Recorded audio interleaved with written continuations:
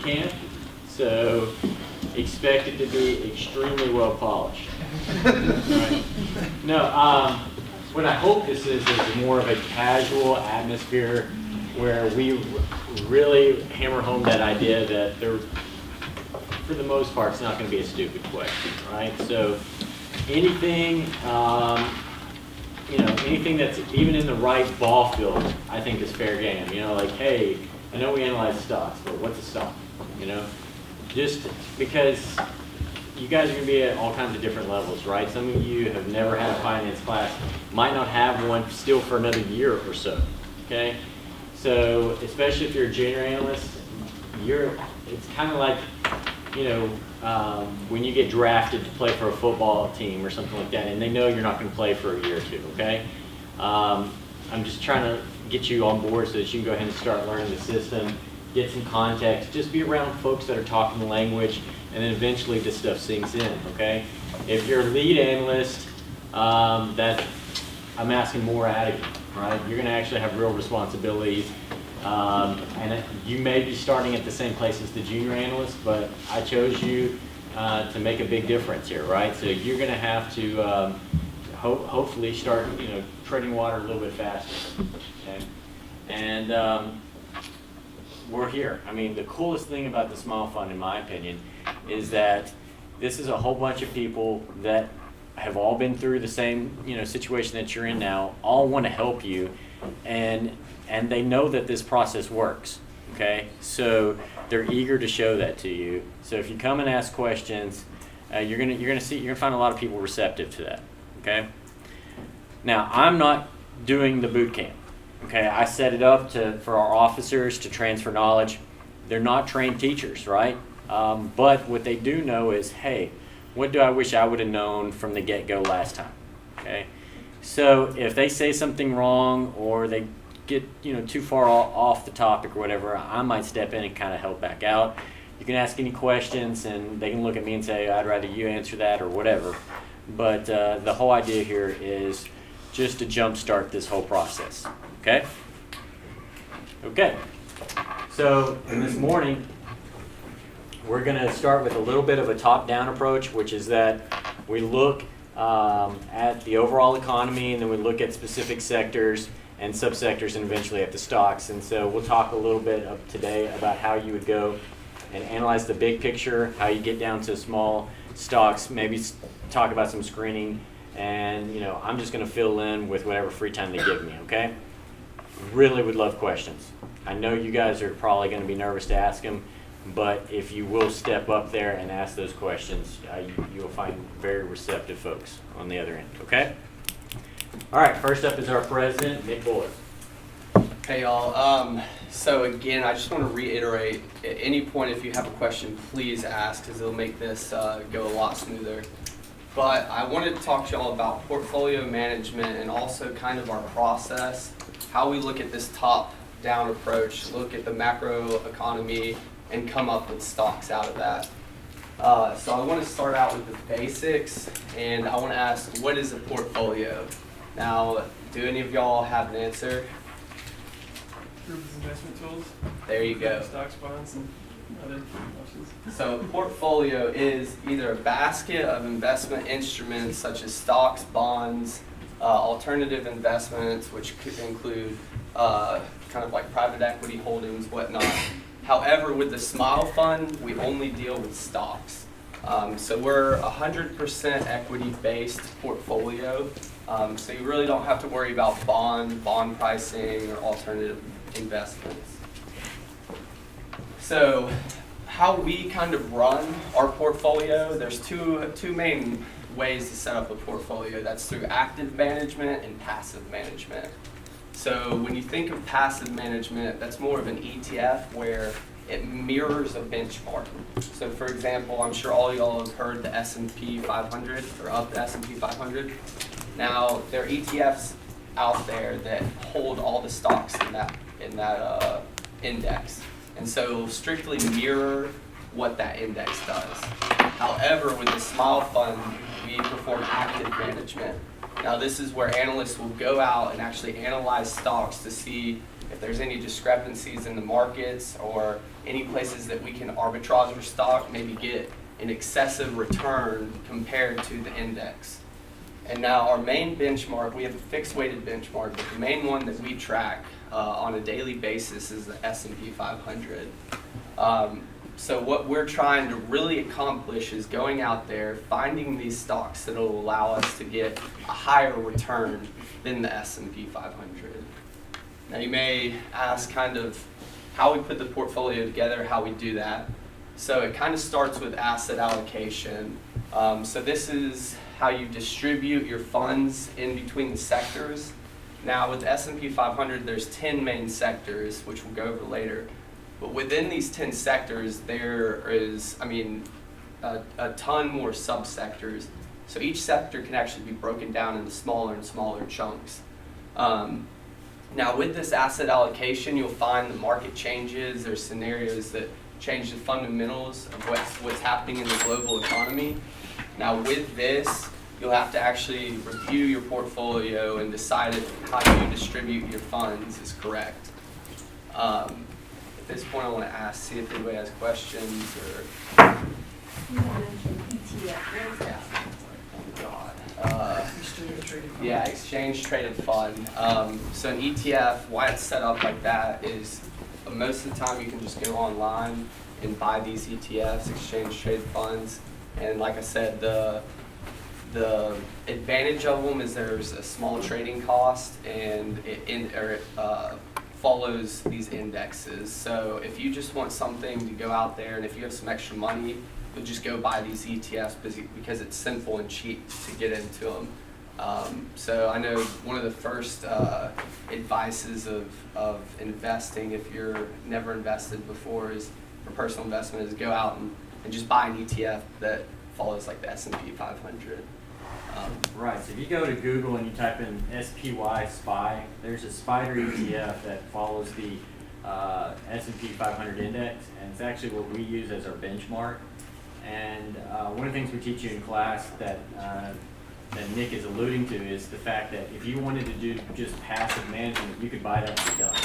But we're trying to beat that, right? So we're saying we can do better than just buying an index and being done. And it's actually a little bit hard to prove, and that's what our goal is here. So the whole big chunk of this is all saying, yeah, there's something to active management. And what it means by fund two is like it's pretty impossible to own all 500 stocks on S&P 500, and even as individual people. So the purpose of the ETF, the exchange traded fund, is that you hold one tiny little piece of all of those stocks. And so it's much more manageable just to go buy an ETF that follows oil companies or S&P 500 or whatever it is, instead of trying to buy a truckload of stocks. So it just makes it more manageable for if you want to follow a certain sector or for even for individual people. And I'll add on that, it also just lets you diversify throughout the entire index or sector, whatnot. So you're a lot less exposed to individual company risks. But we'll get into that more later. Now, along with asset allocation through different sectors, you also have to think about asset allocation in companies that are actually globally diversified. So as y'all have maybe heard, there is a slowdown in the global economy at this point. China, they're growing around 7%, but for them, that's a 25-year low. So at this point, you don't necessarily want to have a company that is globally diversified in their operations. However, normally you do want to consider that where, say the U.S. economy slows down, but your company is still doing business in Europe or Southeast Asia, and those economies are picking up. That way your company can have extra revenue from overseas, whatnot. So that allows you to if we wanted to invest internationally, how would we do it? So technically, we can't actually invest in the individual companies overseas. So how you have to do that is through an ADR. And what an ADR is these companies will list their stocks on like the New York Stock Exchange, even though they're based in France. So a good example is Unilever. They make cosmetic products and different stuff like that. So they're based out of France. So we don't have the ability to actually go over into the French market and buy stocks off of that exchange. I don't know if it's on the Euronext or something. Anyway, we don't have the ability to go over into that market and buy that stock from that market. So what Unilever does, so that way more people around the world can actually buy that stock, is they'll list their stock on like the New York Stock Exchange or in Hong Kong, where not around the country, is an ADR. And that allows different people to actually buy shares of that stock. And ADR stands for American Depository Receipt. American Depository Receipt. And so yeah, that's how you can actually invest in stocks overseas. Now, I do have a little homework for y'all, or a little activity. So in your sector, it's always good to think of some subsectors within it, and that will aid in your research. So it's always good to start writing down anything that you can think of as a subsector.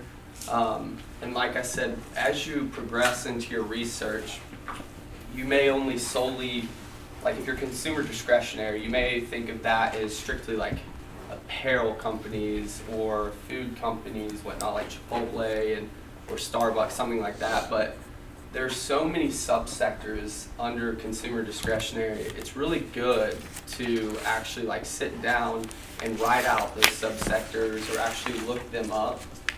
That way you can you don't have this tunnel vision where you're just going to stocks that you may know in a certain subsector. It allows you to look at the entire sector and say, oh, well, for example, like food chains may be picking up at this point because people have extra money to spend. So I want to look in that. But I don't want to solely focus on that. I want to focus on places that sell drinks, such as Starbucks, whatnot. So I think it's always a good activity to actually look up subsectors within your sectors, write them down, and that way you'll keep track of them. Yeah, that's good. Let's ask a few folks real quick. Like Isabella, what was one of your favorite subsectors in your sector? Right now, it was downstream because they were getting good margins from the crack spread between gasoline and crude oil. Yeah, so with oil, you think of like upstream, midstream, downstream. Drew, what was something with yours? Restaurants and dining. Restaurants and dining. So you're consumer discretionary, right? And okay, so let's see. Colton, what was one with yours? I was industrial, so like aerospace, engineering, and like kind of the flight kind of sectors of it. Right. Okay. Hunter, what about you? I had hardware and like software side, like Apple, and then Swan, like software stuff. Software stuff. Okay, Swanson. There are really subsectors in like telecom sectors. Everything. Okay, everything for telecom, right? So telecom, so some of them, like consumer discretionary has a ton of them, right? And it's very big. It's a very big sector, whereas like telecom is very specialized and it doesn't have that very many subsectors. So another thing you can do, by the way, is if like your sector's not hot and there's nothing going in it or that you're not excited about it, we just put you in charge of that. But if that sector, there's nothing to do there, you can obviously expand your horizons and say, you know what else I'm really into? I'm also really into healthcare. So let me go talk to the healthcare folks and see if they need some help or there's a stock I can analyze over there. All right, go ahead, Nick. Okay, so I just put up kind of a chart up here to give you some examples. So consumer staples, food and staples retailing, food, beverage, and tobacco, including alcohol. I know we're invested in like InBev right now, which is like Budweiser, different stuff. They also have like Miller Lite, or they're about to merge. Financials, you have banks, diversified financials, insurance, and then also like REITs or real estate companies. So as you can see, there's really these subsectors that you may not really think of, but they're out there and they may present you opportunities. So it's always good just to go find what's out there. Which of them, go back one, if you don't mind, which of these do you think are the harder to analyze? You know, information technology, software, and services, it's pretty hard to analyze because a lot of those companies may not have a profit at this point or much revenue. They just have potential to make that revenue. So a good example is Facebook. So when Facebook originally IPO'd or sold their initial public offering, like sold their first round of stocks, a lot of people were really kind of weary about buying into that because they didn't know if Facebook could actually make money off of their revenue model, which it turns out they can. Advertising is huge on there, and they are making a lot of money at this point. But companies that don't have revenue necessarily or a profit margin or net profit, whatnot, it's hard. Some of your metrics that you use to analyze companies, it's hard to do without that. That's a good point. Some of these are really complex.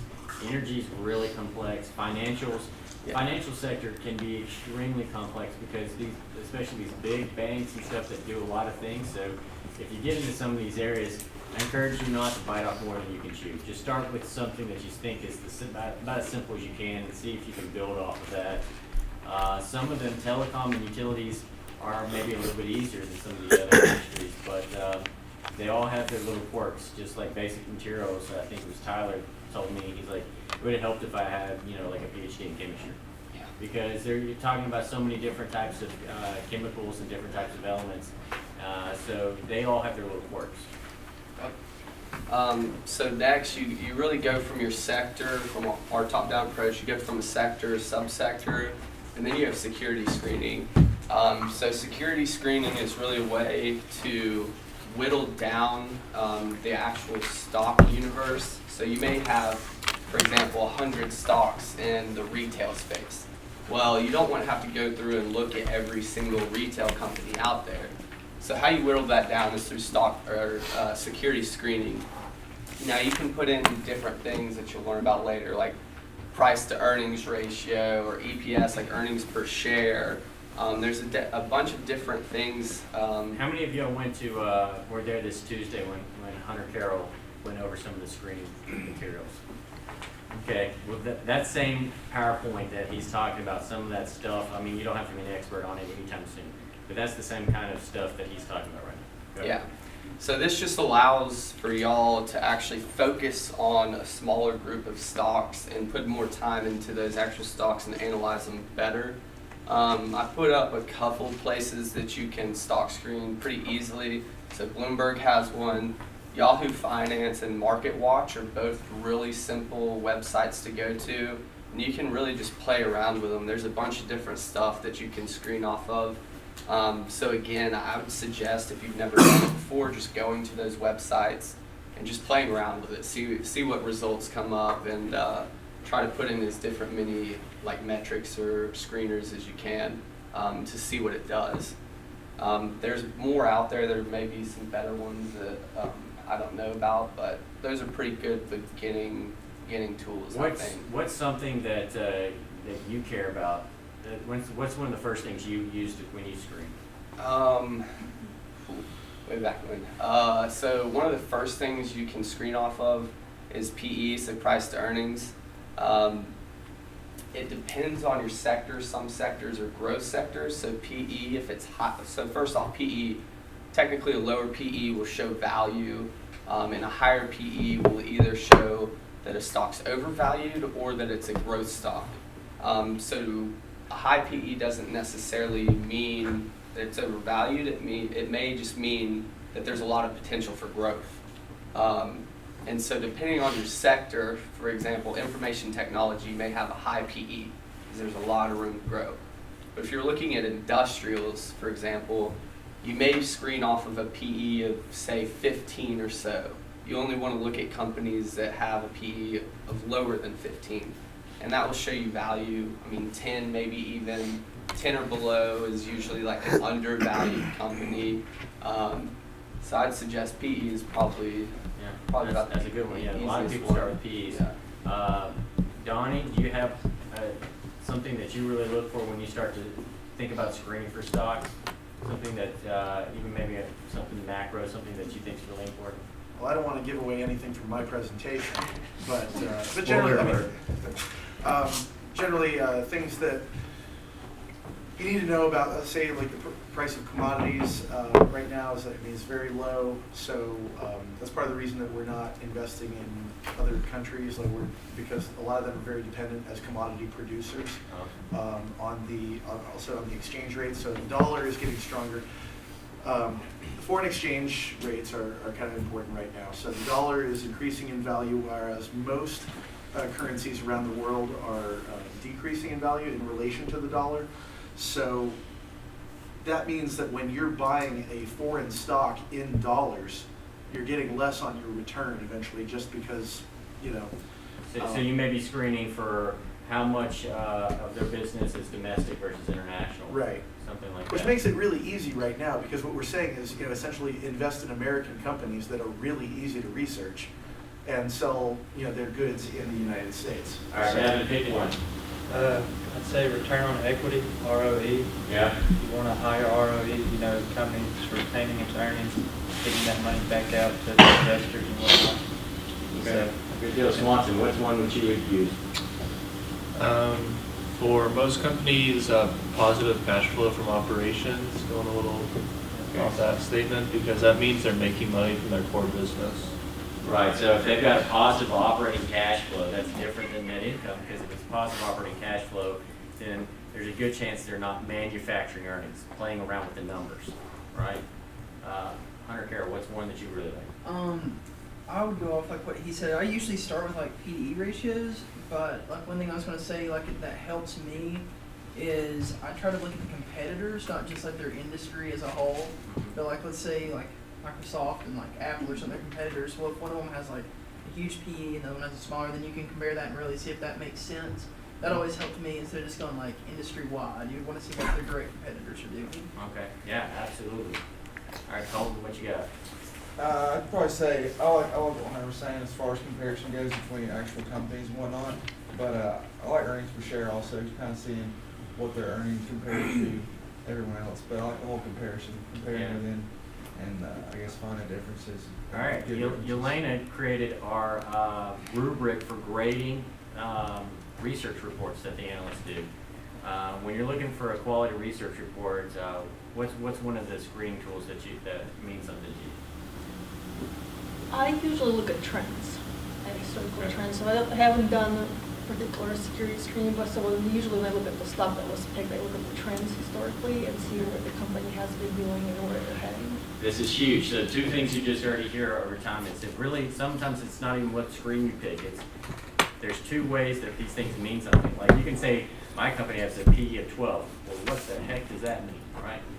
But if you're tracking it over time, you can see whether or not that's going up and down.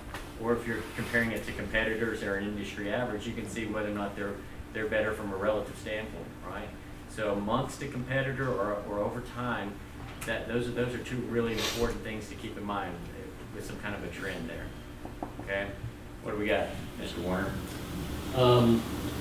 I guess it would kind of be depend on what you're looking for, but sometimes it's important to look at the market cap and beta. You don't want something the beta too high, or you don't want a company that's too small, so you want to look for larger market cap companies. And so market cap can be a way to look for risk, and so can beta. So if you're thinking about that, on the flip side, let's say you're trying to find a company that's more risky, so you may go with something that has a higher beta or smaller cap. Yeah, Isabella. I think they've said a lot of them, but recently I've been paying a lot of attention to dividend yield just because I learned the tough way that dividend yields can be good when they're high, but they can also mean that the market is very skeptical about the stock. So if you have been receiving any emails about Kinder Morgan, that's the perfect example of a high dividend yield stock that kind of blew up. Yeah. On the right side, they've been doing good. Right. Yeah, so here recently, they had a pretty good day yesterday, didn't they? And today. So we've made some money back from the second investment. But all right, Drew, what do you got? I normally look at PE first and compare it. I usually look for a lot of growth in discretionary, but a high PE like Chipotle kind of did us wrong, so for now. But I normally go with PE. Okay. Dylan, you got anything you want to throw in? Not really. I think it's good to Mm-hmm. go back and see the trends on revenue growth, Mhm. and just see where that's going. See if it's telling a story of some kind. Okay, so there's some stuff. Go ahead. Cool. So I just want to show you all an overview of really our top-down focus. So we do begin with these macro views or macro overviews. We see what's going on in the global economy, and we decipher what that means. So when we kind of know what's going on, we also know where there may be value in the market, or where there may be growth opportunity, either of the two. So with this view, then we whittle down focusing on industries. That may be industrials, technology, healthcare, whatnot, just depends what's going on, and even focusing down into subsectors. And then the analysts will go out and look at these trends, look at all the news that there is, look at the macro overview that we've put together. They'll strategize, they'll look within their sectors, their subsectors, and they'll analyze companies based off of the fundamentals of the companies. So if they see growth in the company, if they see potential, or even if they see it as undervalued. So a company may actually not look too good at the present, but I can't stress enough, you do have to take into account present fundamentals and what the company is doing at the moment. However, the thing about investing is you're always looking forward. You're looking at the potential that the company has. You're looking if these fundamentals are bad at the moment, if they have a potential to get better. Because what that will mean is a lot of investors will look at those companies that are performing poorly, they'll stay away from them. So this creates value in these companies, and this is where people who do active management like us, this is where we take advantage of that. We'll buy low, if you will, and sell high. So we want to look for stuff that people are kind of neglecting. But we actually dig up something that we believe will make this company get better or makes it have like a bright future, if you will. So that's kind of how we work down our system. Donnie will kind of talk later about the macro overview, some of the economic indicators that we look for, and what those mean. Evan will go into more of the fundamental analysis, kind of what you look in individual companies when you look at their balance sheet, their cash flow statements, their income statement. But as an overview, this is how this fund works at the moment. Now, example of this is recently oil prices have been plunging. So we looked at this and we tried to think of areas that may actually be helped out by this. So lower oil prices mean lower gas prices. Lower gas prices mean people actually have more money to spend. And like converse from that, I guess, lower oil prices also affect airlines. So when airlines are buying fuel, they buy at a lower price, which will decrease their expenses and in the end increase their net profit. So we kind of looked at this trend and said, why not invest in some airlines, because they should post larger net profits, and if they post larger net profits or beat estimates, then their stock price is going to go up. So we looked around and we actually came up with Delta as a company. So we invested in Delta this past summer and have held it since then. But this just gives you a sense of how we think at the moment, how we take something from a high level and just end up whittling it down to an individual security. Another theme would be if consumers have more money, they also want to spend more. So we look at consumer discretionary, and as a whole sector, we overweighted that sector compared to the S&P 500. So we thought that people were going to go out and spend this extra cash that they had, and it's ended up, for the most part, paying off. You have a question? Sorry. Yeah, you're fine. So when you see like the oil prices drop and you invest in a company like Delta, when oil prices, let's say they start to pick up, do you sell Delta at that time, or do you just wait and see how the stock looks at that point? So it depends. So for the example of like airlines or so, they actually hedge their fuel costs in the future. So for right now, they'll actually buy a reserve of oil, if you will. So they'll buy up a bunch of barrels of oil or futures of them at the current price. And so that gives you like a lag effect. So for example, this summer we actually bought into Delta their Q3 Q3, or no, their Q2 didn't beat, so like their summer quarter didn't necessarily beat, even though oil prices were lower because they had that Oil. hedge on, yeah, because they're still buying oil for like $60 a barrel. But then their Q3 numbers just absolutely shattered everything because those oil prices had gone away and they could buy new hedges and new futures and oil going forward. So you kind of see this lag, if you will, by about a quarter or so. So you may look at it and say, okay, prices shot back up to $50. We want to hold it for another quarter because people don't think about that. So they're going to beat estimates. But then after that quarter, you may sell it. And Noble, you ask a great question. I think one thing that you got to constantly remember that's hard. This is why I paid you millions of dollars to be a part of this multiply. You can see something like that with Delta and say, okay, this makes Delta a good company to get in, and then when the oil prices go up, like I need to get out. And that that logically makes sense. But that's not what we're looking at here. What we're trying to look at here is what do we think versus what does the market think? And it's all about expectations, okay? So yes, that might make sense, but do we think, for example, that oil prices are going to go up a lot more than the market does on average? If that's the case, then we think Delta is probably going to get really hurt eventually down the road, right? But if we think oil is going to stay where it is really low and the market seems to indicate that they think it's going to go up, then we may want to stay in Delta. So you got to not only figure out the situation, which is half the battle, right? You have to understand it, and it's not just about oil prices, it's also about the hedging and everything else that goes into the business, right? But that's only half the battle. The other half the battle then is to figure out, do I have an information advantage, right? Because if you agree with the market, then the stock's going to be perfectly priced, right? But if I disagree with the market one way or the other, then I haven't moved. Does that make sense? Yes, sir. Yeah. So yeah, it can get kind of complicated to try to figure out everything that goes on, and then you may even be right, but something weird could come in that you didn't see, like like China devaluing their currency or something. So you could have been right, and then it all just kind of got blown up from something you didn't see. So that can happen. Cool. So I want to kind of touch on portfolio management a little bit. And this goes back to the whole theme that everything really is changing. You can kind of have an opinion on what's going to happen. However, you're never going to know what in reality is going to happen in the future. For example, for us, we saw oil prices going back up to about $40, mid-40s here into the summer.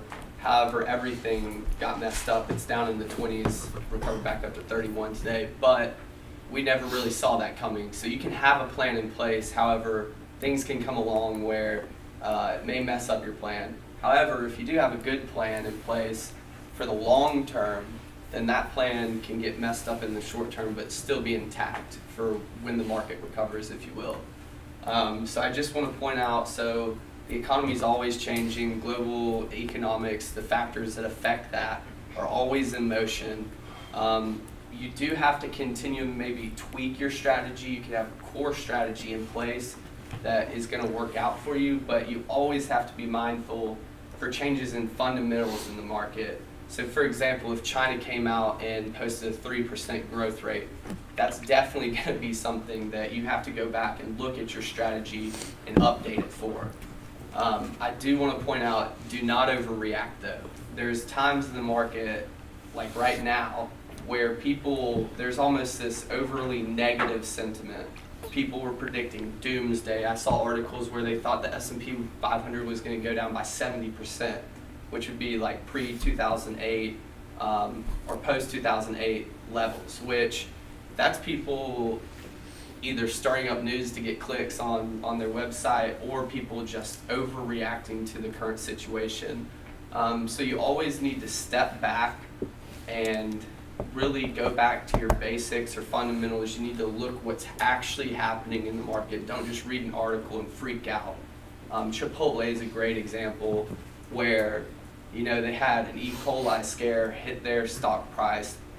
However, no fundamentals really had changed in the company. They had a strategy that really wasn't like any other fast food chain, if you will. They got a second E. coli scare. People just fled that stock. I mean, people didn't want anything to do with it. They got hit massively. I mean, $400. They almost halved their stock price in little less than a month or a month. However, we looked at that stock and we didn't see fundamentals in the long term changing. So you may take a short term hit. However, in the long run, you're going to recover that price and you believe in that stock. So that's another example where you actually may look at that and say the market has overreacted. I want to double down on that stock. So that stock may be undervalued to you at that point. So you go in and buy more shares at the bottom. Because when it does recover, you get even more return. Yeah, I like that point. So one of the things that I want you to kind of keep in your mind here is there's a difference between overreacting and reacting. You do need to, the market will change, so you do need to be ready to react.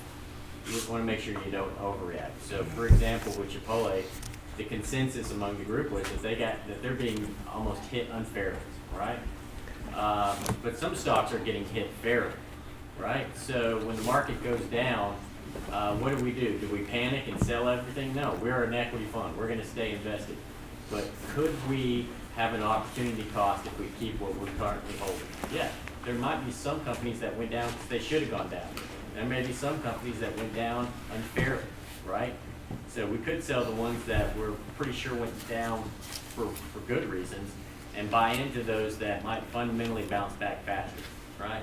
So you do want to have a game plan in case something bad happens. So in fact, I'm trying to get them to understand from a money standpoint, you don't want to ever lose money, right? But when times get rough, that's actually one of the neatest buying opportunities out there, right? So that's actually one of those times where you should be able to have a really good learning opportunity, really think about, hey, what do we want to do to take advantage of this situation, right? All right, so I'm going to leave you with one last piece of wisdom. It's the first thing I was ever told when I was about to run a portfolio. And it's really true. As long as you diversify, diversification will save you in the end. It spreads out your risk. You don't have all your eggs in one basket, if you will. And it's really the basis, it's one of the bases of what we do. Because if you diversify away this risk, in the long term, you're going to recover pretty much anything you lose. And in the end, we hope you beat the market by 15% and make us look good. But with that, I'll ask if there's any questions. I'm more than happy to answer anything. Okay, so it's getting way into like your other finance classes. So one thing he's mentioning here with diversification is there's two sides to the coin with investing. There's the return side and there's the risk side. Everybody get that, right? So we've talked about that. So the thing about diversification that is cool is that we can mathematically prove that we can take your risk down. There's nothing we can do to mathematically prove that we're going to take your return up. Okay? We can't predict the future, but we can, using math, show with diversification that we can eliminate security risk. That's the risk for a specific security. We can't eliminate market risk. We can eliminate security risk because they have different correlation coefficients, and when some go up, others will go down, and vice versa. So if you put enough stocks, usually somewhere in the neighborhood of 20 to 50 in a fund, okay, then you can get rid of a big chunk of your risk. And that's why diversification is so cool. And that's why, frankly, we will always have somewhere in the neighborhood of 20 to 50 stocks in the Smile Fund. So that number wasn't just chosen randomly. And so, I think right now, we're around 40? 37. 37, something like that. Yeah. So, all right. Cool. So thank y'all. All right, any other questions? Anything that's just like, explain what this means? Yes? This kind of has to do with what you said about Delta. Yeah. Do you think when like the fracking business goes out of business, will you guys flowing oil again? All right, the question was, if after the fracking businesses all go bankrupt, basically is what you're saying, right? Because of low oil prices. Do you think that that's a good opportunity to start investing in oil again? Is that what you said? So I mean, it would present, so, I mean, the oil and gas, like exploration field right now is down 40% on the year. So you gotta think at some point that that sector is gonna hit a bottom. However, I do caution, you never try to time the market, that would be your first mistake. But you do wanna see if there are companies out there that you can predict that won't go bankrupt, if you will, if they have enough cash reserves or debt financing, anything like that. If those companies get to the point where they're so severely undervalued, and we're kind of at that point right now, that there's a happy medium. You don't want the risk of that company going bankrupt, because then it's just a waste of your time. However, if there's a company that isn't gonna go bankrupt but is undervalued to the point where, I mean, it's just been hit too severely, that's a great buying opportunity. But you have to look at it in the sense of, do you really know when the bottom of oil prices are? Can you confidently predict when that's gonna be? If not, I wouldn't try. I mean, if companies are starting to go bankrupt, you don't know how long that's gonna last. So you don't wanna go in and risk your position in a sector necessarily where you're having a whole bunch of companies that are going out of business. Now, are there opportunities that present themselves inside of that? There definitely are, but you have to be very particular in the selection of those companies, if you will. We got any Clemson fans? You're not gonna like what I'm about to say. But a good point to this is a lot of times what you wanna do is, just have a game plan for what if, like kind of like a scenario analysis, what might happen. And so, for example, if you go back to that National Football Championship game between Alabama and Clemson, all year long they worked on that weird onside kick.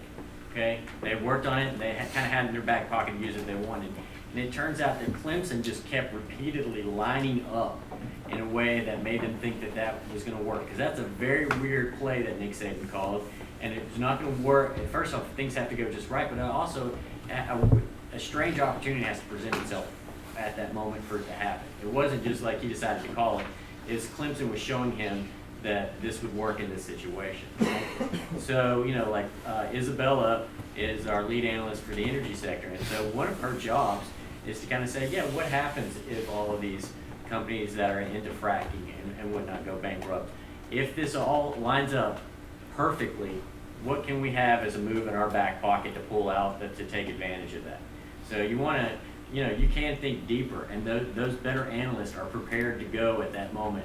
They know, okay, this is all lining up just like I thought it might, and this is the move I would make, because nobody's thinking about this company, and this company is really going to go in and sweep up and really have a monster year because of it, right?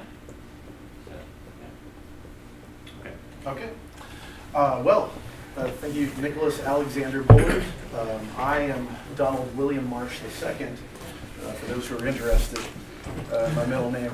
But this is, so we're going to cover macro things here. This is the first question, is why do analysts need to understand business cycles? I would amend that to, why do people need to understand business cycles? I think it's very pertinent to you and your, over the course of your life. For instance, from 2007 to 2011, I worked for my dad's window cleaning and pressure washing business in Florida. 2007, business was great. But window cleaning and pressure washing is discretionary stuff that people don't really budget for. It's not a need. And so when the recession hit, people who were using us cut back, and I saw my paycheck drop by 25%. Now, that's not as bad as some window cleaning companies that only did commercial businesses. Businesses were going out of business, left and right. I knew of one commercial window cleaning business where they lost 50% of their revenue. So residential window cleaning was not a bad place to be, actually, because it was something that people were still willing to budget for in some cases. Although I did notice that even some of our wealthiest customers, when I was inside their houses cleaning the windows, it was a little bit warmer than it usually was. They were cutting back on the air conditioning so that they could still afford this. So these are just little things that you need to think about. If we are tanking right now, if a recession is starting right now, it may be impossible because of the kind of things, the investments that we have to make, because we're restricted to long equities.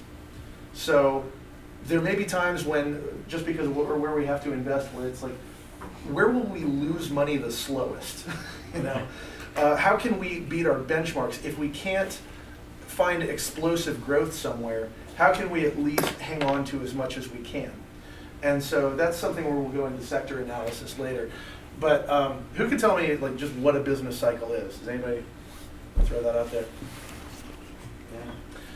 Business cycle is generally a period of about 7 to 10 years in between the troughs or recessions. So the last recession, most people date it around the summer of 2009. That was the trough. That's when things were at their worst in terms of GDP. That's when things really started to rebound. I remember around 2008 when the stock market was around, or the Dow was around 7,000. Warren Buffett was pretty much making a public service announcement saying, people need to buy, this is the time to buy. But so many people couldn't, you know, because if you weren't highly liquid, you didn't have the cash. I mean, if you were like me and your paycheck was getting cut, or say you were getting laid off from your job, as a lot of people were, you don't have money to invest in the stock market. And so that's something that, you know, kind of leads to income inequality or wealth inequality. People who were highly liquid during that time, they were able to liquidate their bonds, put more money into stocks while stocks were cheap, and you know, double their money just tracking the S&P 500 in just a few years. I'll make a real quick interjection too here, just so that down the road you don't get confused. He's right. What he's talking about here are business economic cycles.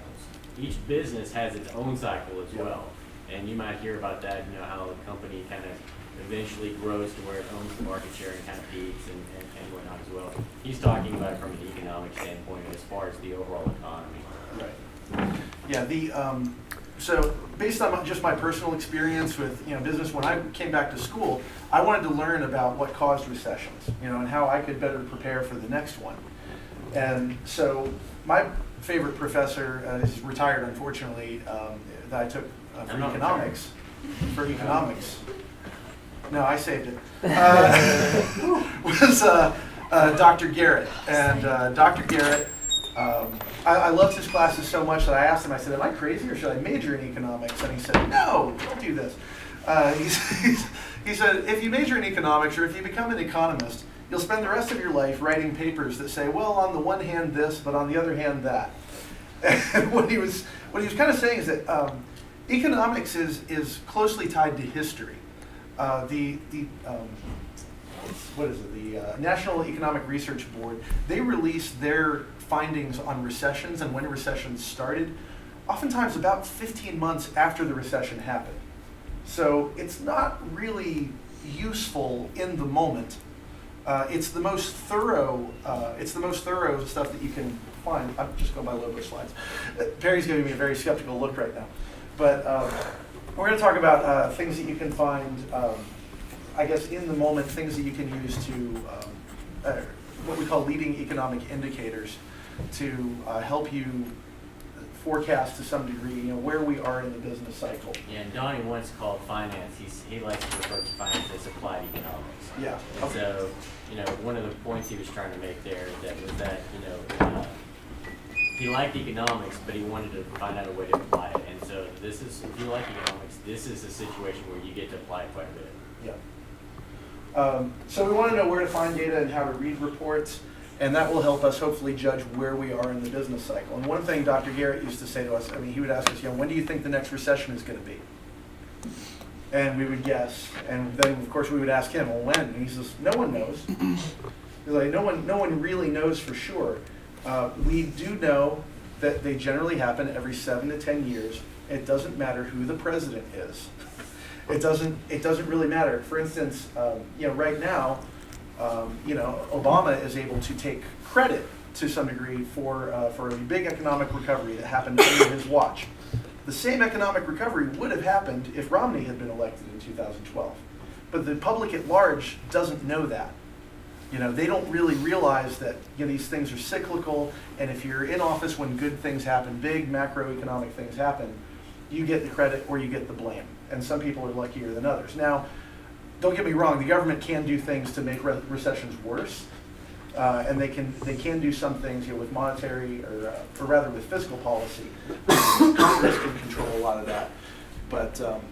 But as far as a business cycle and macroeconomic conditions, a lot of these things are out of control of politicians, and that's something I didn't know, honestly, until I started taking. When do you classes think the in next economics. recession is? I think we're probably a year away, if I had to guess. If you'd asked me 6 months ago, I would have said 18 to 24 months. But I do think that based on global conditions, this is sort of a reverse of, in my opinion, this is a reverse of what happened in 2008. When we had a subprime mortgage crisis in the United States, and that hurt the global economy. Right now, what's happening in China is hurting us, even though things are going great in the American economy for the most part. China's really hurting the whole world right now in terms of how they're slowing down. So that's my guess. Ask me again in 6 months, I might have a different answer. But that's my hunch. So, and also, we'll get to other things. So here's these are the different points in a business cycle. So one thing that Dr. Lobo will ask you, where do you think we are? Do you think we're at A? Do you think we're at B? C? We're obviously not in D. We've been in economic recovery for several years now, which leads many to believe that we are due for a recession. Now, I didn't think that, part of the reason I didn't think that we were going to have another recession for another 2, maybe 3 years last year was because inflation was still low, unemployment was still on the way down and still had a ways to go. And typically, you don't find a recession until inflation starts going higher and wages also start going a lot higher. So that would be a weird time to have a recession. That's why most of us don't think it's happening really soon. But we have to keep we have to keep an eye on what's happening globally. Just my opinion. So this is the sort of thing you want to think about. Now, part of the reason that you want to know where we're at in the business cycle is because there are different sectors of the economy, and there are different different kinds of stocks that you want to own at different places in the business cycle. This is real important. Listen up. Yeah. What he's hinting at here is, hey, is my sector important right now? Yeah. Does anybody know what size businesses are the first to recover from a recession? Small cap, mid cap, or large cap? Anybody have any idea? It's generally the small ones. The small businesses that don't need a tremendous amount of money, don't need a tremendous amount of liquidity. A lot of people lose their jobs in recessions. Some of them start new firms. Some of those new firms take off. Some of those people join small businesses that are growing. It's a good place to be. So the Russell 2000 is an index of small cap stocks. The Russell 2000 tends to do very, very well early on in an economic recovery. Say, like in the last one around 2010. 2010 was a really good time to have the Russell 2000. So in the early cycle, the GDP rebounds, the credit grows, profits grow rapidly, inventories are low, and sales improve. This is a short period of time. This is a great time to be in the stock market. This is where you see the highest leap. So we've hit a trough in stocks. Say when the market was, or the S&P 500 was really low in 2008. That's a great time to get in, obviously. So if that were to happen, it doesn't matter. It's almost like who's president. It doesn't matter who's running the Smile Fund that year. They're going to do great. They're going to be able to put on their resume like, well, while I was on the Smile Fund, we had a 15% return. And it might not even matter what they were invested in. But hopefully we can beat the benchmark of beating the S&P 500. So stocks are a great place to be in year one. And like you said, we don't really have much of a choice there. That's where we're going to be most likely. In mid-cycle, you've got the growth peaking. Credit growth is strong. Profit growth peaks. You're going to see, like in 2012, we had a bit of a correction. So there's a reference there to some corrections. In the late cycle, which is where we are, you see growth moderating. Now the credit isn't really tightening yet. Normally the credit will tighten, but right now interest rates are still low. They're just starting to go up. A lot of economists argued that the Federal Reserve should have raised interest rates sooner than they did, but the Federal Reserve no longer makes their policy just based on United States economic conditions. the Federal Reserve was afraid that if they raised interest rates too soon or too quickly, tightening credit, that it was going to affect the worldwide economy. Because now, I mean, the entire worldwide economy is so globally interconnected that we can't do anything here that doesn't affect the entire world. So then after that, you typically have a recession. This is partly caused by credit drying up. All the money is borrowed. For instance, most of you are familiar or have at least heard of Dave Ramsey. Dave Ramsey was really popular during the recession and right afterwards because so many people were overextended on their housing loans. They were underwater on their mortgages. This is because credit, not just businesses, but people at large were really overextended, had taken out too much debt because they either thought the value of their home was going to go up forever, they thought their salary was going to keep going up forever. The average uneducated or economically uneducated person just thought, oh, well, the last few years have been great for me. I see no reason for this to ever change. Not knowing that, again, the business cycles happen, recessions happen, and it's inevitable, and you need to have a rainy day fund for things like that. And that's true of businesses as well. So in this case, in the credit crisis, banks did not have that rainy day fund. That's why you've seen the return of regulations that's Congress's attempt to keep banks, I guess, less overextended and to have more reserves in place. So this is, I'm going to be honest, I don't know who Pring Turner is. I am not smart enough to teach some of these slides. These are from Dr. Lobo. I actually deleted several of them, and if you want to know a lot more about this, you can actually watch his presentation from September on the Smile Fund website. But this is the general idea of where you want to buy at different points in the business cycle. Real quick note, I've already talked about some of this, but for buying inflation sensitive, does anybody know what an inflation sensitive asset might be? Gold. Gold? It's certainly like a hedge against inflation. Another one might be, for you personally, it might be a house. That's a good time to buy a house. At that point, interest rates are still low. You can get a really good deal on a mortgage. You still can right now. The interest rates are still starting to go up. But now they're still, by historical trends, they're still pretty low. Good time to buy a car too, unless you get a floating rate, then it kind of doesn't matter. You're gonna, So, again, as Nick mentioned before, China really affects us right now. Just a real quick update in case you're not aware. So China has been investing in infrastructure for a very long time, and that has so their government spending has been very high. They have built some of the world's nicest airports.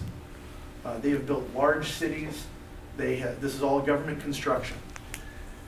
And they have a new premier who is trying to get them switched over to more of a service economy and less industrial.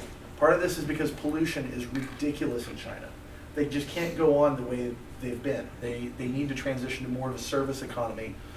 I've met several students from China, and I've asked them, I was like, what's your favorite thing about the United States? And almost always they say, oh, the air is so clean. And it never would have occurred to me. But they say the air, you can breathe here, That's because, industrial pollution in China is out of control. It's really becoming a serious quality of life issue where many of the best and brightest in China are trying to get out of there, and they're trying to move anywhere, and especially to the United States. So they're trying to change that, and so they're not building. They're not doing as much construction. They're not, they're not doing as much with dirty fuels, and so they're trying to slow down. They're slowing down their economy. They've been growing at over 8%. For a really long time. Now, 8% would be ridiculous in the United States. We're really happy if we grow at 3% GDP. That would be wonderful. But China has been a major engine of global economic growth for a long time. So the fact that they're slipping under 8%, and they're trying to decelerate a little bit, is really hurting its it's causing their demand for fossil fuels to dip, which is causing, it's a big part of why we have an oversupply of oil. Not to mention the fact that Saudi Arabia really in a way, they kind of like the low price of oil. Saudi Arabia is they're continuing to pump out a ton of oil for a few reasons. They're trying to drive U.S. shale producers out of business. So they know that they can produce oil at about $10 or $15 per barrel. It's really cheap. It's easy to get out of the ground. In the U.S., with fracking and a lot of oil wells here, their break-even point might be somewhere between $40 and $80 a barrel. And Saudi Arabia figured if they keep the price of oil low long enough, competitors in the U.S. will go out of business.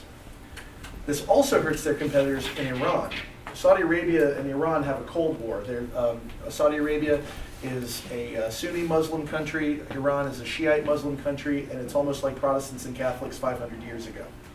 It's really nasty. So they enjoy the fact that this hurts Iran. It also hurts Russia, another competitor, and so that's causing a lot of the low commodities, and also what we're calling petrodollars. Petrodollars are the dollars that big oil producing countries get from producing oil, and they use that for most of the funding of their infrastructure and their public services. After the Arab Spring in 2011, when there was a lot of unrest in the Middle East, the countries like Qatar and Saudi Arabia, they had to start upping their public services because they were kind of afraid of being overthrown by their people. And so they're like, all right, well, we'll increase education, we'll loosen freedoms here a little bit. And so anyway, that's part of the reason that we see foreign exchange tipping kind of out of control. The dollar is too strong. These other foreign countries' currencies are decreasing in value because the weaker your economy is, the less people tend to value your currency. What do you think? What do you think is going to happen with the oil?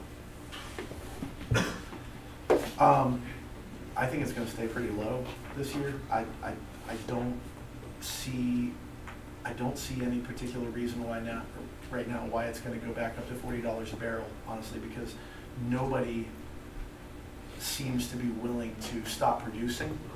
Yeah. I don't think it's not going to go up, in my opinion, until some of these American companies go out of business. The reason they haven't so far is because banks have been more willing than the Saudis expected to loan money to these oil producers. So, but we're starting to see I think some of them get close to bankruptcy. But that's the main thing you want to keep your eye on, I think, is we kind of need to see bankruptcies in some oil companies somewhere before the price of oil starts going back up. What do you think? 5 years from now, what do you think oil's price is? I wouldn't see it going back up to $100 a barrel. I think it's going to stay low for a while because from what I understand, oil follows much longer cycles, like of about 10 years. Oil was pretty cheap throughout the 80s and the early 90s. And when it goes up, it tends to stay up for a while. Oil takes a lot of capital to get an oil well going. But right now, I just don't see it going up for a while. Isabella, what do you think? I think for this year, coming into the year, I had said, we have all discussed it, and we thought a 30 to 40 range was going to be the price for oil. We saw it the past week go down to the 20s. I think it's going to remain I'm still between like the 30s. I think that's going to be for the year. I do see it recovering. I do not see it going back to $120 a barrel, but I do see it going up in the long term, just because oil is a resource that will run out. Like, we won't have it forever. So I do. A finite resource, yeah. Mm-hmm. So that's my thought. I agree with Donnie that it's kind of like a necessary evil that some companies will need to go bankrupt, and that's what's going to push it back up. And who are you interested in investing or looking at or researching that might be able to benefit from these, from all these fracking companies and whatnot when they go bankrupt? Who's going to be the beneficiary of that?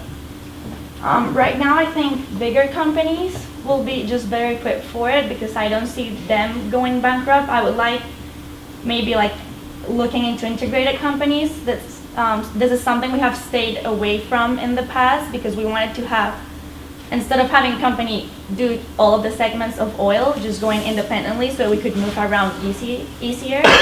But going forward, it might be a good play just because they are so big that they're able to handle the downturns better because they have better credit ratings and stuff like that, and they're able to take on more debt. So I Makes sense a see little bit. smaller companies like what Donnie was saying, banks are lending them a lot of money, which is good, it's gonna help them, but then you go into, okay, how much debt can they handle before credit ratings will start downgrading them, then it becomes more expensive, and then eventually they'll either have to start liquidating, selling assets, go bankrupt, merging, or different stuff like that. Isabella knows a whole lot, and you can go talk to her, but be careful. I'm convinced she's a spy for Columbia. So, no. See, you asked me what I think. Honestly, I think that this Arab Spring point you made is much bigger than a lot of people realize. In that, think about how social service and entitlements have grown here in the United States. They've only gone one way. The government only gets bigger. It does not get smaller. And I think as they get a taste of this, they're going to want more and more. And I think that Saudi Arabia and some of these other countries, to hit their budgets, are going to have to keep producing oil at very high rates. And I think we're going to get to the point where we have just a little, I'm not saying, like solar will take over or anything, but it's going to get more and more efficient. So we'll have more and more developed countries, so we'll have more demand, but we're also going to have a lot of interesting ways to curb, our demand as well, because we'll have supply of other energy sources. I don't know. I think it's going to have to be a range situation for us to see $100 a barrel for decades. Yeah. I think we're going to see it top off and stabilize at no higher than like $60 a barrel, maybe 70. And the reason is I just think it's going to be worth too much to too many countries, and so they're going to have to keep producing. A lot of these Middle Eastern countries and even Russia, their whole a big part of their whole budget for the year comes from oil, right? So they have to. I mean, if they want to stay in power, they're going to produce, right? And so we're going to be the beneficiaries of that. Yeah.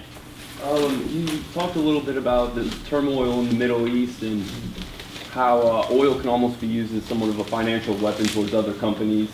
So what role does agencies such as OPEC play, in your opinion, towards oil prices, and how can they protect oil-producing companies like Venezuela from, collapsing? Everybody know who OPEC is?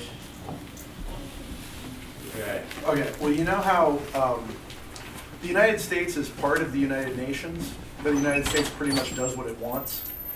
That's kind of Saudi Arabia and OPEC. So they had a big meeting a few months ago where the rest of OPEC was trying to prevail on Saudi Arabia to please, pull back your production. We're dying over here. And Saudi Arabia was like, nah.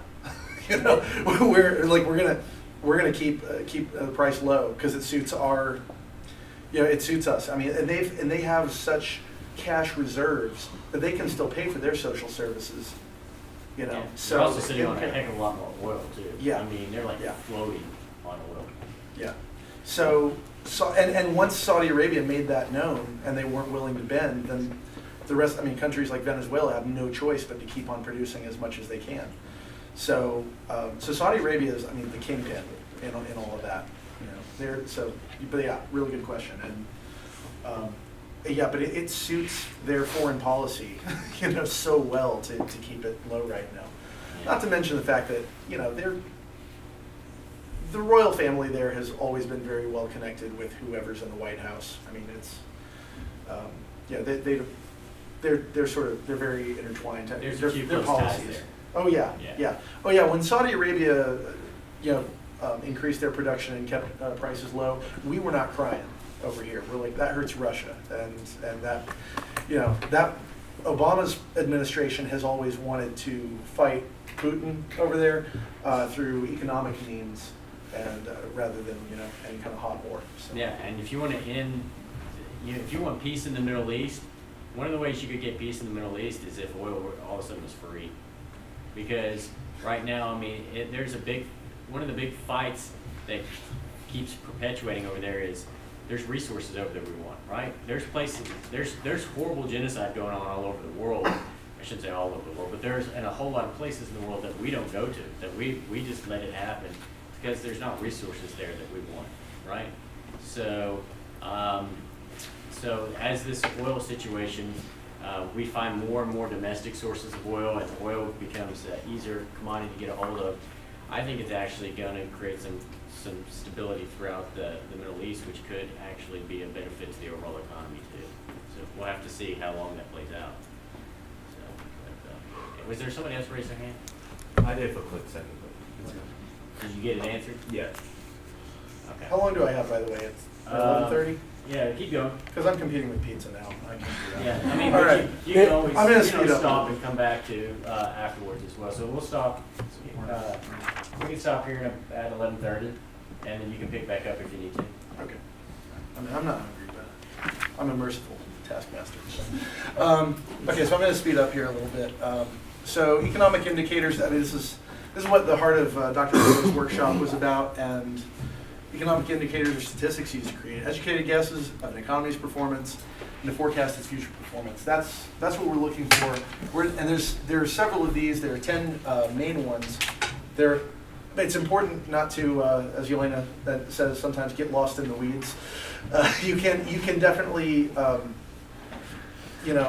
get a paralysis by analysis if you go too far with this. I mean, we do need to purchase or sell a stock one day, so we need to not spend too much time on this. However, I will say, please, if you're going to analyze a stock, don't go more than an hour into it without talking to Perry first.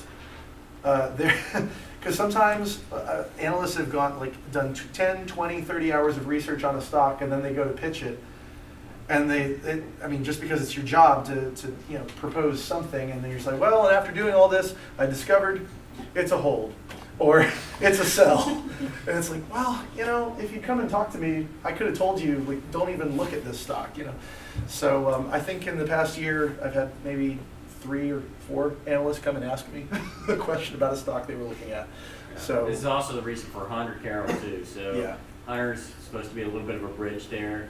So he's not as scary as Perry. He's not as scary as Perry. Perry's terrifying. So, but no, Perry can spend her time doing more and more of the analysis that can be targeted towards people, and then she can hand it off to Hunter, and Hunter can help you explain how you can take that and really dig down in your sector and find something good to look for. and if you're bored out of your mind and this just isn't your thing, that's what you use her for. She loves this. There we go. So here are the things you can look at on a week-to-week basis. In the first week, you have ISM. That's the Institute of Supply Managers. The Institute of Supply Managers is this is a organization that actually tracks the materials that a lot of private sector companies are ordering. It's a monthly survey. Now, this isn't public sector. It doesn't track government spending. But if you want to know how the private sector economy is doing, this is a really good index to look at. Anything over 50 is good. 55 is great. I mean, it's on a scale of 100, but generally hovers around the number 50. Most of what you're looking at is, did it go up or down from the previous month? That can tell you a lot, and that's actually going to move the market to some degree. It's one of my favorite indexes to track. You got factory orders, which is a very similar thing. Payrolls. You want to know if salaries are going up, if businesses are doing hiring. That's a positive sign in the economy. The employment. A rule of thumb that's really good to know is during an economic recovery, the unemployment rate tends to go down by 0.1% per month. Okay, so That's gonna, so over the course of a year, it's gonna go down, you think, 1 to 1.2%. And that has generally held true for the past few years. When I was taking Dr. Garrett's class, it was amazing. Every month, the unemployment rate would come out. It's like, how much? It was like always 0.1%. It had gone down. Now, in an amazing month, it went down 0.2%. But then oftentimes they'd come back the next month and they'd readjust and say, oh no, it was actually 0.1%. But now unemployment rises a lot faster during a recession. Of course, everything goes faster. You got retail sales. I'm just gonna go through this really fast. But this slide is available. Again, this whole talk in more detail done by Dr. Lobos on the Smile Fund website. So that's basically where we're at there, or that dot. Trying to guess Which dot? where we're at. Oh, sorry, this special dot here. That's where we're at, and this is GDP growth, the gross domestic product. This is all of the the economic growth in the U.S. And again, like I said, 3% is considered amazing for the U.S. Because we're a mature economy. We're not considered a what's the word? Developing. And when people talk about developing countries or developing economies, they might be talking about the BRICS. That's Brazil, Russia, India, China, and South Africa. So they're looking at growth over 3%. That's what they're hoping for, because they're still in a very expansionary, early developing period. Oops. Okay. And this is what the GDP does during a business cycle. So you've got 1985. These are the booming 80s. You can see where the recessions are. You can see that's a really good that's a really good indicator of just how bad this last recession was. You can see that GDP growth since then has really not recovered to the periods of the previous expansions. That's one of the reasons that a lot of people say, like, well, a recession can't happen yet, because it's also why this recovery has been considered so lackluster. We haven't gotten the explosive growth that we got in the previous recoveries, and so there are a lot of bullish investors out there who say, no, it's still coming, it's still out there. More of the Jim Cramer types. This is, okay, now these numbers you see on the right, these are months. That's the number of months. That P to T, that's peak to trough. So that's the contraction. That's how long it was.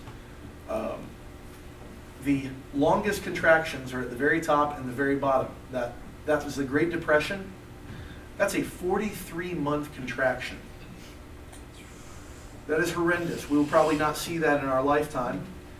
But the one that was from December 2007 to June 2009 was 18 months. That was the longest one since the Great Depression. That's why it's part of why it's called the Great Recession. Now the expansion, peak to trough. Let's look at the high numbers here. You got December. The one before December 1969, that was a 106-month expansion. That was the 1960s. That was a fantastic time for the economy, and also from you see in the 90s, you got 120. That was a really long expansion there. That was while Clinton was president. Again, he gets to take credit for that because he happened to be president during that. Al Gore invented the internet. That helped. Well, yeah, that was thank him. So that just gives you an insight. The main takeaway here: expansions are 5 times longer than contractions. That means that if you're saving for retirement, or if you're just if you're investing in a portfolio, just keep putting money in. 5 times out of 6, you're going to be right. You're going to be doing the right thing. And even in those times when you have a contraction, it's going to come back. The stock market is really like a fantastic place to put money long term. And again, the National Bureau of Economic Research. This is why Dr. Garrett was telling me, as an extrovert, I shouldn't go into this, because you do a lot of research, and the announcement date. See, that's 15 months later. They're like, "Hey, that was a trough back there. That's what it was. Good to know."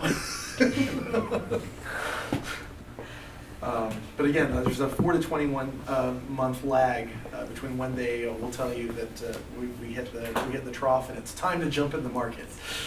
So that's why we're looking at the leading economic indicators and not the lagging ones. So GDP is really important. Industrial production, the ISM, that's manufacturing PMI, that's the Purchasing Managers Index. So there are purchasing managers who do all the like in supply purchasing for these companies, and you get a really good indication from that of whether These are really, really important. So these are like the ones that let you know, hey, the economy's about to heat up, especially for some sectors. If you're talking about like industrials or basic materials or something like that, that if you're concerned if housing's going to pick up, something like that. So durable goods orders. What are durable goods? Big ticket items. Big ticket items that for the consumers buy, like washing machines, dryers, cars. These are things that people go ahead and splurge on when they're tired of making the old one last. They finally have money. Again, they say they got a raise at work. Somebody got a new job. They're going to buy their durable goods then. I think this past year, more new cars were sold in the U.S. than any other year in history. So it was great for car stocks. Factory orders as well. So this is a formula. If you haven't taken macroeconomics yet, this is a formula you're going to know by heart by the time you're done with it. Because GDP is C is consumer spending.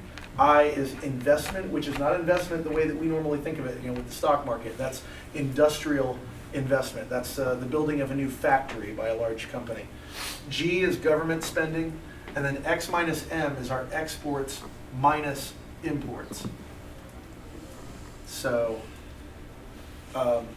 consumer spending is by far the largest component of that. We're a service economy. We're built on consumer spending. Durable goods are going to be 15% of that. Non-durable, Old Navy. If you buy shirts there like I do, and they are really not durable. Services. So this is very much a service economy. Investment 15%. Again, those fixed investment, factories being built, inventories, and then government consumption expenditures. Now, a lot of times during a recession, to get us out of the recession, government spending will increase. This is something called the cyclically balanced budget, which I think Clinton was the last president to follow this. This is when you use government spending to boost the economy and stimulate the economy during a recession. And then once the economy gets going, you raise taxes so you can pay for all the spending that you did early on in the recession. If you keep doing that, which most presidents did until 1980, then you're not worried about keeping the budget balanced every single year, but over time you want it to stay balanced. We don't really do that anymore. So this is how much do Americans buy? Final sales domestic. Okay, so this is again final sales. I'm not sure. Exports and imports. Exports and imports, right. So again, this is partly dependent on exchange rates, again, because the dollar is strong. Now's a great time to travel overseas. If you want to take a trip to Europe this summer, if you can swing that, dollar buys a lot right now. That's also affected by the fact that the Eurozone over there, they're doing their own quantitative easing. They're pumping more money into the system, and so they're purposely weakening the euro so that they can sell more stuff over here. So think about the GDP real quick. So we got, what's our prediction for GDP this year? What, 1%, 2%, something like that? I mean, around 2%, or a little over 2%, hopefully. And so you think about each one of these numbers and whether they're going to go up or down a lot. I'm going to throw out my ideas. You tell me if I'm way off here. But so C is consumer spending, right? That one should actually, we would think, go way up because these low oil prices is kind of like a tax break, and everybody's got extra money to burn in a hole in their pocket, right? I, that's the investment. We actually have a problem there. We have a whole lot of people sitting on a lot of cash, or when and they're just a little bit scared. Yeah. To do anything with it. Government spending, that's not a problem. That usually goes up. If anything else, we just passed, Paul Ryan just passed a really nice budget there. And And then this X minus M where we're getting, because of our strong dollar, we're kind of getting killed there.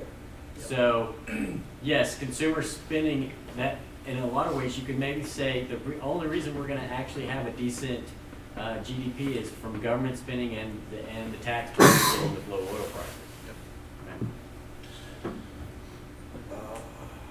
Shoot, I had something there, but I don't remember. Okay.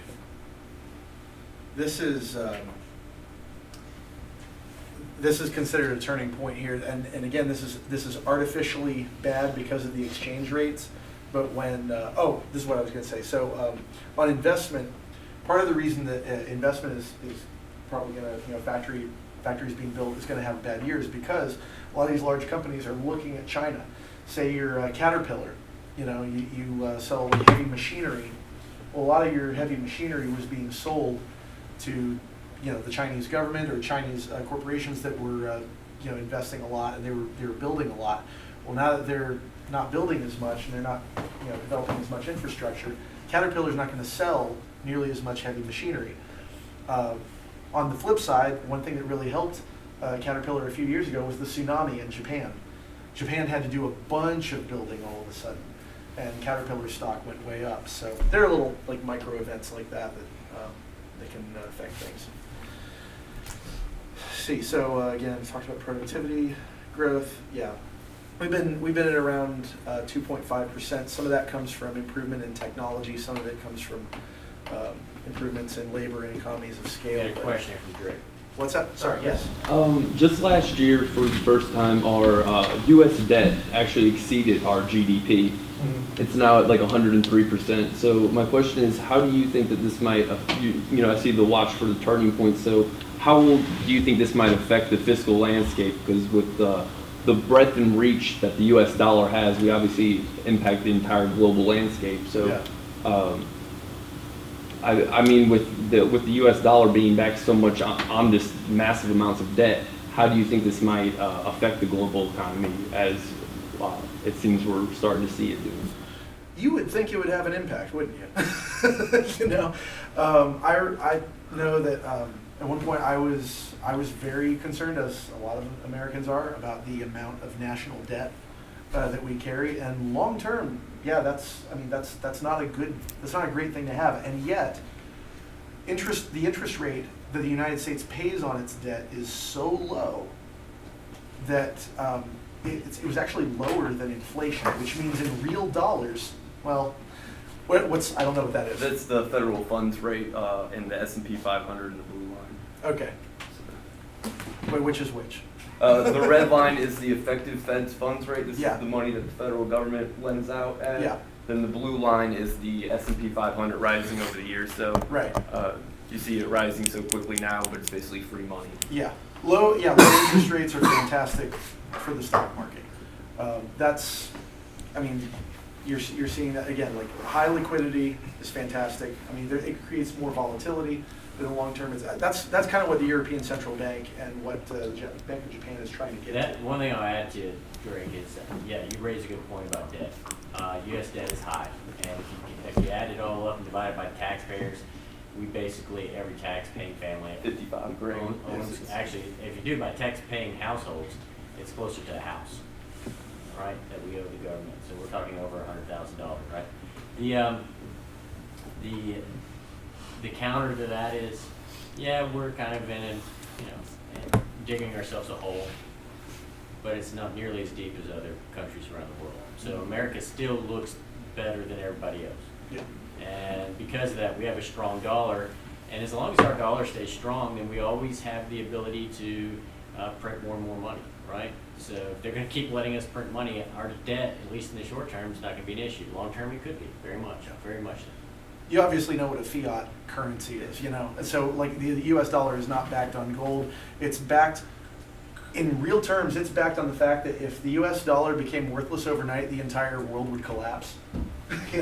So it's like I've heard headlines about like what's going to happen when China asks for all their money back. What's going to happen when all these countries that or all of our creditors say give us our money back. Well, if they all did that, then the U.S. economy would implode, as would the economy of every other world. It would trigger a financial apocalypse. So the the people that we're afraid of, like our creditors, it's really not in their best interest. Like, it is in their best interest to keep the United States strong, actually. Like, we are so interwoven now that, you know, and like, yeah, China's they're technically a communist country, but the oligarchs over there are pretty much billionaires. I mean, Yeah, as they're- long as we're, you know, he said China's trying to go to more of a service industry. Yeah. Until that happens, you've got no worries about them calling in all that money, because they don't want the value of the dollar to go down and us to no longer export all their goods, right? We're still heavily tied to them, right?